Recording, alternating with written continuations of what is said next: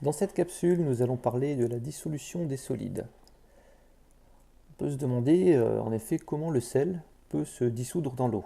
On a un solide, et une fois qu'on le met dans l'eau, on voit que le sel est dissous, il n'apparaît plus sous forme de cristaux. Alors qu'est-ce qui se passe exactement? Il faut se rappeler que le sel, c'est un cristal ionique qui est constitué de deux ions, les ions sodium, Na+, et les ions chlorure, Cl-.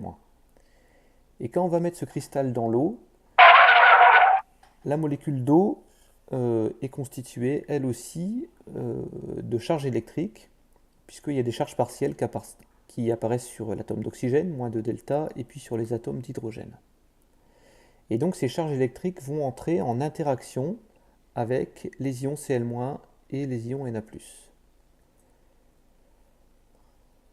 Les molécules d'eau vont s'approcher d'un ion Na+, du côté positif, et puis les molécules d'eau vont s'approcher donc des ions Cl-, donc côté négatif. Et chaque côté de la molécule va pouvoir arracher un ion au cristal ionique. En fait, les molécules d'eau vont réussir à entourer les ions et donc à les extraire du cristal ionique.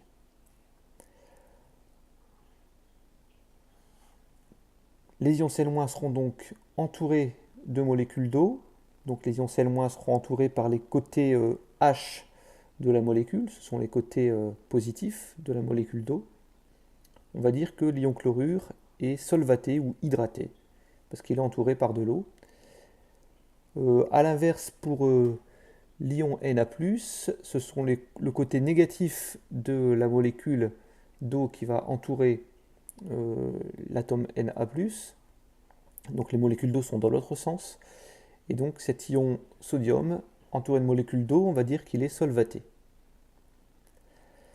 Alors pour rendre compte de cette transformation, puisqu'on avait un cristal ionique et puis à la fin on a des ions qui sont séparés, qui sont libres dans la solution, on peut écrire une équation de dissolution.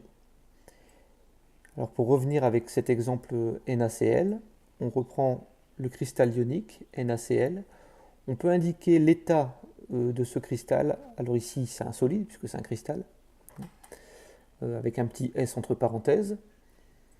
Et quand on met ça dans l'eau, on obtient deux ions, les ions Na+, et les ions Cl-. Et pour montrer que ces deux ions sont solvatés, qu'ils sont entourés par des molécules d'eau, on va rajouter le terme aqueux, entre parenthèses, AQ, à côté de chaque ion. Il y a un autre ion dans les solutions aqueuses qui est important, c'est l'ion H+. L'ion H+, il est tout petit puisque c'est un atome d'hydrogène qui a perdu son électron. Et quand un ion H+ se retrouve en solution aqueuse, lui qui est positif, il va pouvoir interagir avec le côté négatif des molécules d'eau. Donc il y a une interaction électromagnétique qui apparaît entre cet ion et puis le pôle moins de la molécule d'eau. Et donc il y a une liaison qui va s'établir entre cet ion H+ et la molécule d'eau pour former un seul ion qu'on va appeler l'ion H3O+, l'ion oxonium. Et la charge plus, elle est répartie sur l'ensemble de cet ion. Donc l'ion oxonium, c'est l'ion qui est responsable des propriétés acides des solutions. En fait, tous les acides libèrent des H+, qui vont se lier avec la molécule d'eau pour former l'espèce H3O+. On peut calculer des concentrations. Et ce que vous faites notamment en seconde, vous avez un soluté qu'on va mélanger à de l'eau. On calcule la concentration en soluté apportée.